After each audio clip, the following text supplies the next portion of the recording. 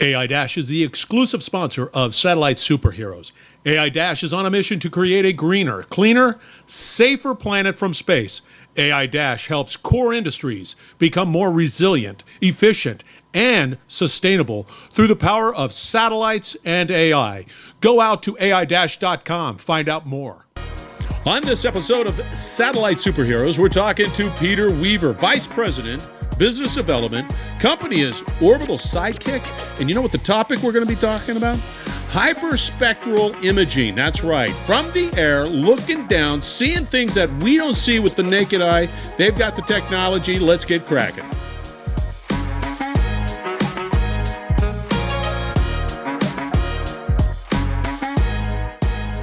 Peter, welcome. How are you doing today?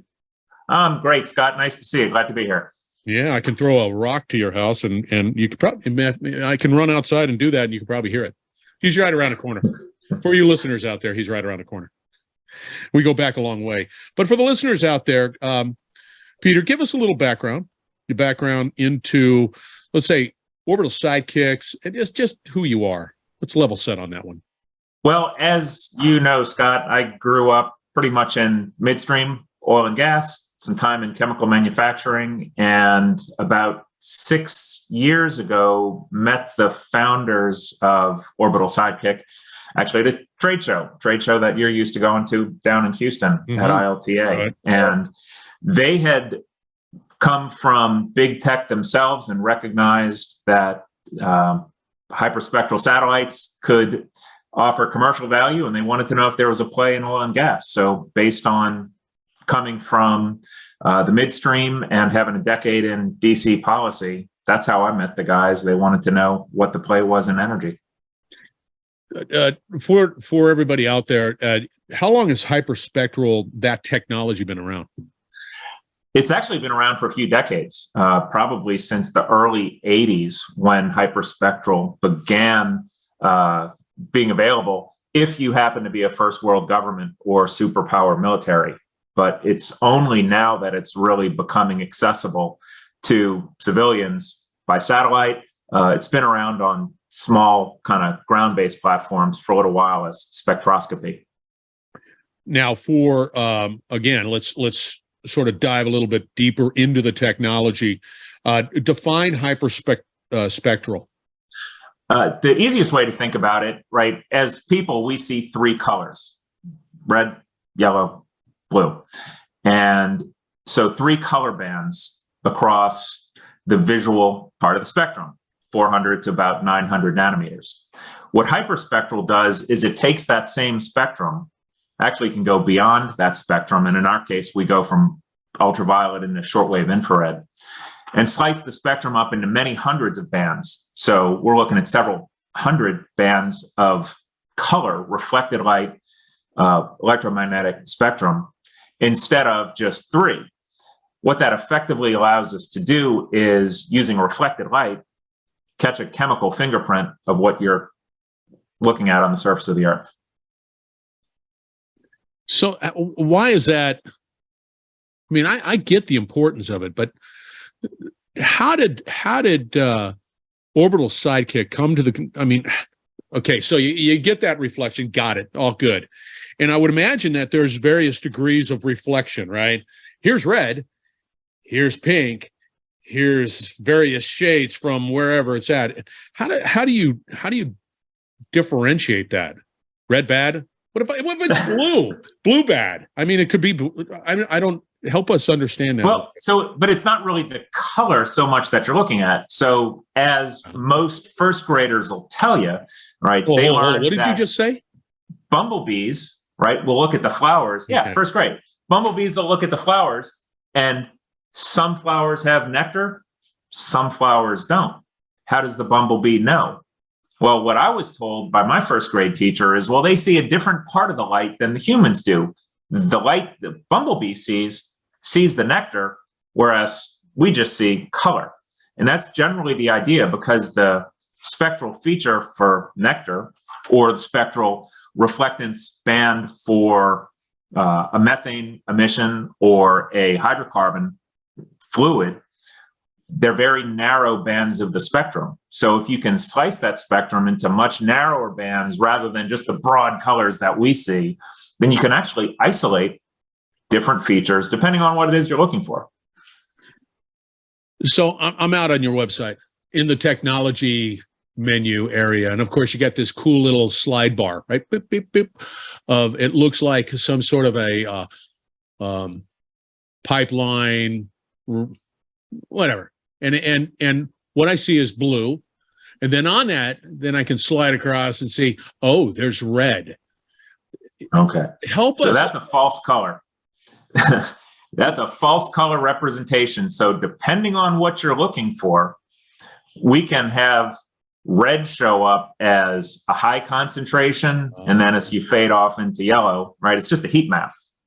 So the heat map represents something else. So you could imagine for long wave infrared, just looking for heat signatures, it's going to show up as red. It doesn't mean that you're looking at red. It just means that red equals hot. But in this particular analysis, because you've got the standard picture, and it's like, yeah, I get it. And there it is right there. Then you slide, of course, you can go across. In this analysis, is this blue, turquoise, okay? And then I see the red, and it's like, okay, I'm going to go out there, and then that gives me the ability to say, danger, danger, Will Robinson, I'm going out to that location. You're really looking... I'm trying to... No, the don't overread into the color. It's just a concentration gradient. So the colors all indicate that the feature we're looking for. So what we actually are doing is working with clients to understand, and you mentioned pipelines, right? So pipelines are a great application for our technology, and we can talk about why. And that's really kind of what compelled me to jump from field operations into a Bay Area tech startup. So if you're looking for a threat to the pipeline, could be somebody's digging, construction activities going on, erosion, distressed vegetation. Each one of those features, actual liquid leak, could be liquid leaking above ground or below ground or an above ground methane plume. Each of those features are going to show up differently within the spectrum. So we will actually apply filters, different filters, for each feature that we're looking for the particular client's interest. And if that feature shows up, there'll be a location. And generally speaking, especially if you're talking about like a liquid leak, there could be a concentration element to it. So the stronger that reflectance is, or the absorptive band of light, the higher the color. Again, it's just it's a heat map. So what I hear you saying is that, okay, you got it. You got the camera, you got the hyperspectral technology. Yes, there it is. Boom, technology in place. Great. There's a whole nother layer of analytics that have to be applied to that. Yes. I guess, of course, I stepped right into it. I'm on your website. I'm sliding back and forth, and I think that I know what's going on, but clearly I don't. So there has to be this dialogue between you and me and saying what you are seeing and how we can hone that into something that is meaningful for you. Is that what I hear you saying? Well, yeah. So, people love to talk about space. Why? Because it's cool. And hyperspectral is pretty cool technology, right? It's neat, and it's not otherwise available. But really, in terms of what does our company do? What do I do? I think of it as an intelligence service. That's really the intent, is to take these data stacks that are really large, and I'm sure you're going to want to talk about, these massive data cubes. It's just big, and do something with it that makes it usable at the end of the day to the guy in the pickup truck. Like, those are my friends. Those are the people who I'm looking after. It's the reason I'm here in the first place, is giving the guy in the pickup truck better information. Now, for us, it's an analytical process. It's processing these data stacks that are hyperspectral in nature that we're getting, just happens to be from our own constellation of satellites. Why do we have our own satellites? Because nobody else is offering the same data stack that we're seeking to get the type, the granularity, and the modest pixel size to really be applicable and useful to a guy trying to maintain his pipeline right away. So we're talking about maintaining we're using the analogy, the pipeline. Got it. That's good. There's probably other definitely use cases associated Plenty with of, this. mining, agriculture. I mean, it's, We could go down a good list. Certainly, DoD is a big part of our business too. Yeah, there you go. Why wouldn't it? Yeah. So let's take that pipeline example, maintenance. So here we are. Your technology, your solution is low orbit, correct? Yep, low Earth orbit. Low orbit, zipping around. I'm able to identify that location how often a day? Let's say that So a satellite for hyperspectral imaging, almost by design, is going to be sun synchronous. So as the sun, right, as the Earth turns, so we see the sun traverse, the satellite's going to orbit north to south and follow the sun. So generally speaking, we're going to be crossing the equator approximately solar noon, give or take an hour or so every day, because it's reflected light technology. So you want good sunlight, right? Yeah. That's important. We happen to be polar orbiting, so we're going pole to pole. That gives us access to ground stations at the pole, so better data transmission frequency and capability. And at the rate and velocity of the satellite traveling at low Earth orbit, we're crossing the equator approximately every 90 minutes. So every 24 hours, over a given area, we'll cross the United States 2 or 3 passes in a day. We're deploying a constellation of 6 satellites during 2023. The reason we came up with 6 is by the time they're all operating, that'll give us approximately daily revisit capability for any given location. Good. So I'm Scott Sixpack. I'm out in the truck. You've identified my asset. You've run it through some analytics or whatever capability is saying, hey, Scott Sixpack, go out here. Is there a proactive communication? Do I have to? Can it be a mobile? Help us work through that. Communication's key, right? And it's got to be timely. So when you think about the service that we're trying to put together, we really, from the beginning, identified 3 key elements, and all 3 are critical. Collect the data, control the data, right? Obviously, that's spacecraft. Analytics, that's what we talked about, where you're isolating whatever that feature that Scotty Sixpack is worried about. Yep. So we're doing analytics to find those. And then where they show up, we're pushing the coordinates and some imagery with the false colors on top out to you. So for the most prominent analytics, we can actually perform that on the spacecraft. For some of the more subtle features, and what's a subtle feature? It might be something like erosion and construction activity, where you're looking at different soil characteristics to figure that out. You need a little more of the data. It's a little more processing intense. So we'll downlink all the data sets and do the analytics on the ground. So depending on the type of analytics we're doing, there could either be a direct text message to you, or we'll run it through the system and export locations to a, pretty standard web platform that's, map enabled with, again, the location, and not just the location and a color signature, but rather a description that, using our erosion assessment tool, we found a potential indication of erosion in this location. You might want to go check it out. So there has to be this algorithm. If the data falls within this bandwidth, whatever, yeah, I'm okay, right? With that, that's great. And then, of course, if it falls outside of whatever that bandwidth, that algorithm, then there's a potential to notify me. Got it. Exactly. Couple of questions. One,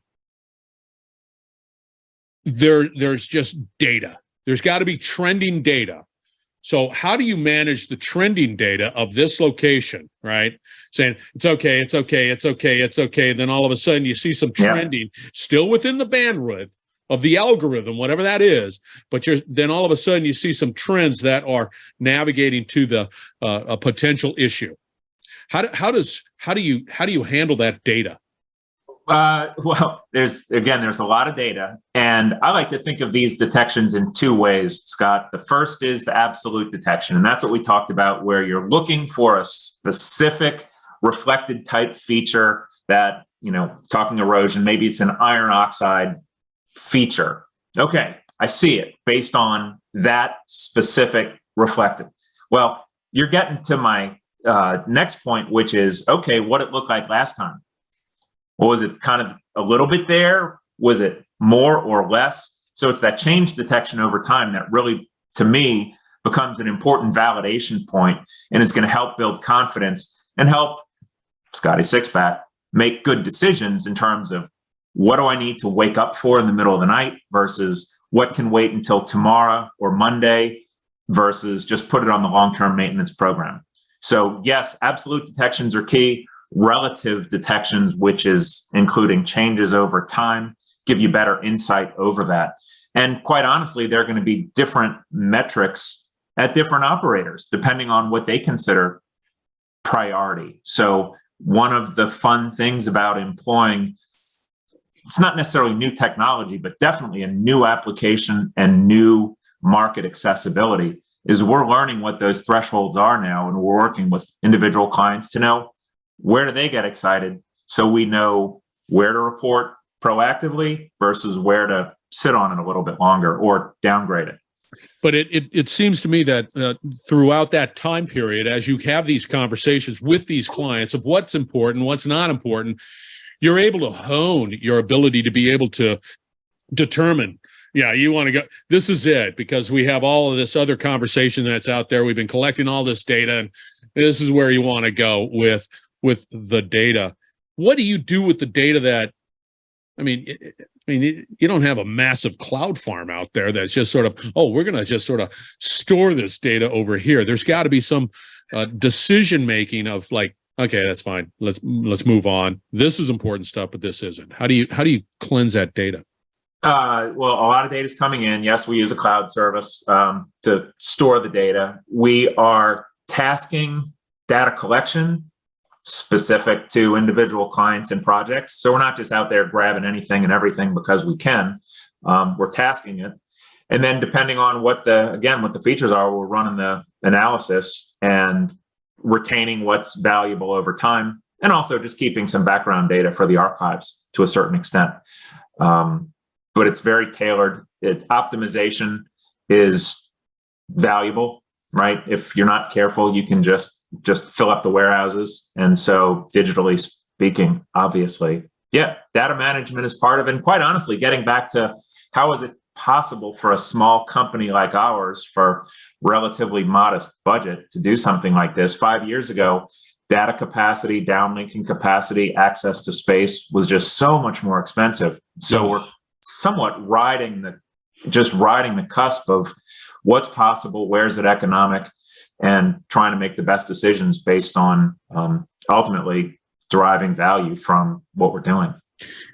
So with that said, there's a couple of points that I want to bring up. First off, listeners, we've got a couple of points that you need to put down, and Peter sort of highlighted. And one is the focus is collect and control data. That's one. Two, the analytics behind the data and behind what is being performed by Orbital Sidekick. And then, of course, there's an action component, whatever that might be, an action to me or Scott Sixpack. And then there's the absolute detection and, of course, the relative detection. Both are both key to what is going on. With all that said, I geek out on this stuff. I love this stuff. I think the future is bright and it's pretty exciting. It can be pretty scary too, as I look at your capabilities. What are the roadblocks? Honestly, that's a great question. It's hard. If what we were doing was easy, others would have done it a while ago. Yeah. So we're deploying spacecraft. That's fraught with peril. We feel very good. We've actually had 2 prior launches. We've operated on the International Space Station, and we had a successful launch about 1.5 years ago. So that all set the stage for confidence in our technology and our protocols for putting 6 spacecraft up in 2023. Hyperspectral analysis. It's a lot of data. We've kind of beat that drum. Processing hyperspectral data cubes in a timely manner so you can actually get results within hours or even days rather than weeks to months, which has been historically how these manual analysis processes have happened. That's significant. So fast, rapid processing of the data and automating that. Because again, massive data cube, you can't have a human intervention at every step along the way, which has been a real gating item to democratizing hyperspectral over the last couple decades. So you're not So those using are an the Excel two big spreadsheet. ones. Yeah, you're not using an Excel spreadsheet. You need a couple Excel spreadsheets. Yeah, it's layers. I'm going to digress a little bit. We have 6 launches that are taking place in 2023, which is cool, right? That's one. 3 launches, two birds on a launch. Oh, okay. I gotcha. And once they're deployed, how quickly can you turn them on? We are setting aside about a month to just go through all the system checks, all things considered. So right now, our next deployment will be on SpaceX Transporter 7. That'll be the 1st of April. You should come down to Cape Canaveral. It'll be a good time. I am. I'm going to. And we might be able to get you an invitation to have some fun with us. Do I know somebody? So that'll be the first one. We'll be launching right around the end of first quarter, start of second quarter, and expect to be operating mid Q2 next year. And again, I'm going to digress a little bit. So you're up in the air. You got these things deployed. You got these satellites deployed, which is pretty doggone cool and so sci-fi-ish. I like it. And you're going to take, let's say, for our conversation, about a month to sort of activate. I would imagine there's a lot of stress there. Yeah, of course. I mean, because we're not going, hey, the disqualificator on our satellite's just not doing what it needs to do. So let's send somebody up there to test with a wrench and then do that. No, I would imagine there's a lot of during. It's a process. I mean, the way I have observed this, it's hard to be patient, right? Space is hard, to quote the guy who started SpaceX. And the process, starting with just engineering and designing these sensors, 500 bands of hyperspectral data across, shortwave into ultraviolet. It's a hard technology. It's hard to build the optics to successfully achieve this. Once the spacecraft is built, then there are all kinds of testing on everything from heat and vibration. So we've been going through those tests and waiting for the results for each one. We've been successful, but they're still nail biters. So we're getting to the point where next up we'll be shipping your very expensive piece of equipment to Cape Canaveral from California to Florida. So waiting for it to show up, make sure the truck didn't get in a wreck. There are little things like that. And then finally having it bolted onto the rocket and launch, weather windows. It's a long list, but Jeez, that's amazing. Are you gonna be there when they bolt it? Say, okay, be careful. Right, careful. Start it down right. Oh my God. I'm not the satellite guy. No. You're pointing out there's a lot of steps. Couple more questions. One, who can play? Can small companies consider playing, or is this still a in terms of launching their own satellites, or in terms of working with the service we're offering? I want to work with you. I want to be able to. I'm going to say, hey, I've got some pipelines out here. I'm one of the smaller pipeline, whatever it might be. I'll be honest, right? Yes, by design, when we tried to figure out the business strategy to build Orbital Sidekick, the idea was making accessible this type of capability and service to the universe of operators, facilities, pipelines. They're a great start. That's cool. Yeah.